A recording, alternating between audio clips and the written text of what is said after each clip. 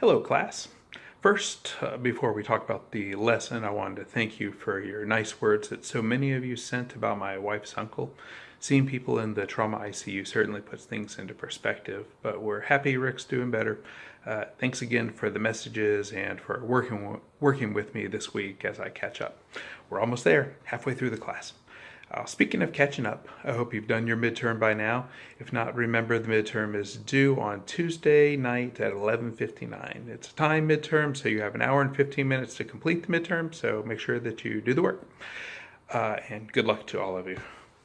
I'm rooting for you. I've said that in the emails, but it's true. I am. So now we're into Module 4, Poetry. For many, this module is filled with fear, even doubt sometimes. Sometimes I have students who even say that they don't like poetry. But I honestly think those people who say they don't like poetry just haven't found the right poem yet or the right poets. I'm not going to pretend that I'm going to be able to find all those poets for you, or that I'll be able to guess which poem one student might like or another student might like. So instead, I chose poems with a specific theme, and I encourage you to spend more time with poetry after the class. Once you find a good book of poems, that could be the friend who doesn't leave you. It's a nice friend to have up there on the shelf that you can pull down when you need that friend. Sometimes your friends aren't there for you, but your books will be, as long as you don't sell them back. Now, as for our readings this week, I posted on eLearning the poetry that we'll be looking at in this module in 2 PDF files. Our readings are broken up into 2 sections, Florida and veteran poems. I chose the first group because I've always wanted to spend more time with our state's brilliant artists, or those who have written about Florida. Whether it's Emma Treye or Dave Dondero mentioning the humidity, it's clear that they're informed on the subject. Treye is a popular Latina writer, and I really like how she captures what Florida is to a lot of us in a fairly short poem, the poem that she has called Florida Poem. As for Dave Dondero, musically, he's a legend. National Public Radio listed him as one of the top 10 best living songwriters. That's quite an incredible compliment. And this song poem that we're going to be looking at is a good example of how he uses place to tell a story. Now read and listen closely, because to that poem, and I should mention that for some of the poems that have song versions of them, I've listed the songs along with the poem itself, YouTube clip. So take a look at that, listen to it. You may find your hometown or a place that you're familiar with listed in there. In fact, let me show you this, because it is a song.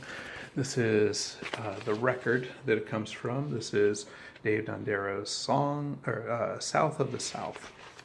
A number of songs in here. It's on real vinyl too, if you're interested. In fact, you might even be able to see my record collection back there somewhere. But I wanted to show you that. Now, there's another songwriter that I have listed in here too. It's a poet, songwriter named Will McLean. A friend of mine who died a few years back covered Will McLean's song Florida Sands and turned me on to this brief but brilliant work. Here's the record, Florida Sands. This is from, I think it's 1970 is when this record came out, but it's a really beautiful song. If all were just in the world, this song would be our state song. Unfortunately, it's not, but nonetheless, it's still a really good song. McLean wrote the song, rumor has it, while he was serving in World War II.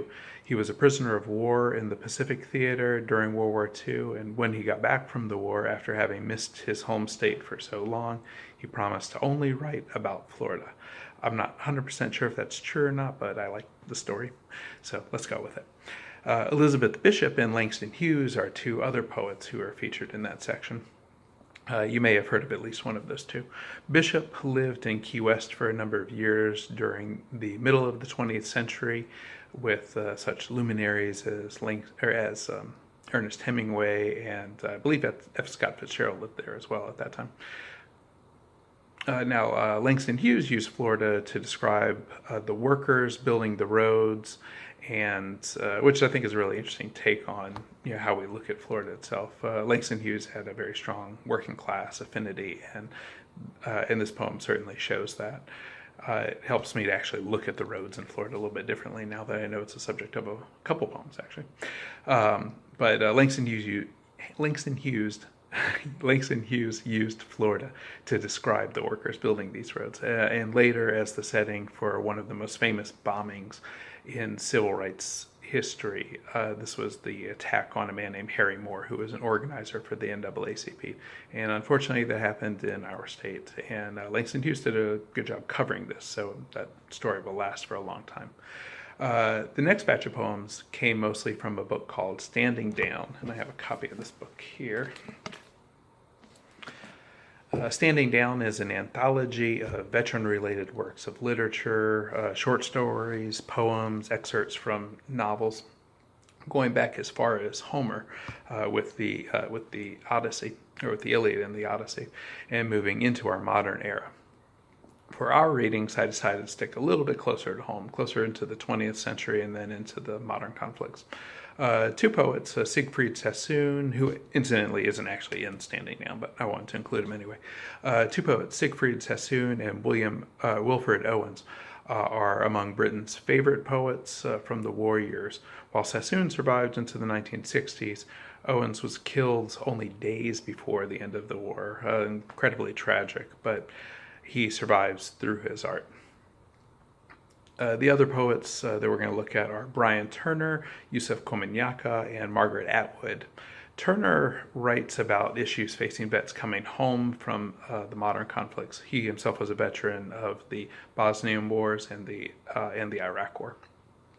Yusuf Komunyakaa is a Vietnam War veteran and discusses visiting the Vietnam Wall. If you haven't been to the Vietnam Wall, this is an incredibly moving experience. I encourage all of you to do it. I have a cousin listed on the wall. In fact, he's on panel 6, I believe, and his name is Dwight Satterwhite. Feel free to drop by. He's killed in 1965 in Da Nang. And after hearing Komunyaka's description of the wall and what it means to the people that were a part of that terrible conflict, that when I read that, especially when it comes to the last couple lines, I always get tears in my eyes. Lastly, we have Margaret Atwood. Margaret Atwood's the author of The Handmaid's Tale. You might know about the TV show that's out right now, but she's the author of the book, and she's also a poet. A lot of people don't know that.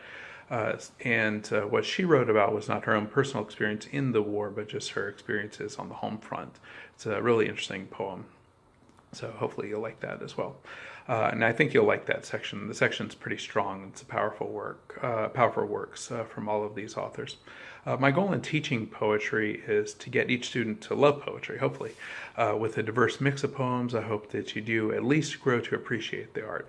To me, poetry is humanity at its best.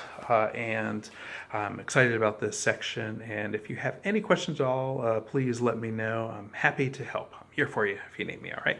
So thanks again for working with me this week, and I hope that you have a great week.